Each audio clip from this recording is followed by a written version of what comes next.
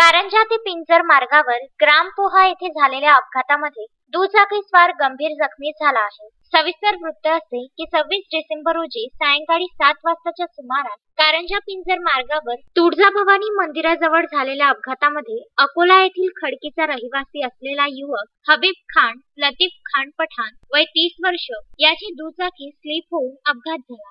या अपघातात त्याच्या उजव्या पायाला अत्यंत गंभीर दुखापत होऊन त्याच्या पायाचे 2 तुकडे झाल्याची माहिती आहे. अपघाताची माहिती मिळताच कारंजा येथे नेहमी तत्पर असणारे रुग्णसेवक वेदांत रुग्णवाहिकेचे चालक शंकर रामटेके यांनी घटनास्थळी जाऊन गंभीर अवस्थेत असलेल्या युवकाला कारंजा उपजिल्हा रुग्णालयात दाखल केले. अशा कठीण परिस्थितीत आपली ड्युटी नसतानाही येथील वैद्यकीय अधिकारी डॉक्टर आडे यांनी अत्यंत जलद गतीने रुग्णावर प्रथमोपचार करून गंभीर जखमी असलेल्या रुग्णास अकोला येथे पाठविले. अधिपरिचारिका इंगळे, विजय शिरसाट तसेच इतर रुग्णसेवक रमेश देशमुख, अनिकेत भेलांडे, बाळू राठोड, श्याम घोडेस्वार, विनोद खोंड, अमोल गोडवे, विधाता चव्हाण, सुमित बागडे, नरेंद्र बारसे यांनी यावेळी सहकार्य केले. अक्षय लोटे, विदर्भ न्यूज, कारंजा लाड.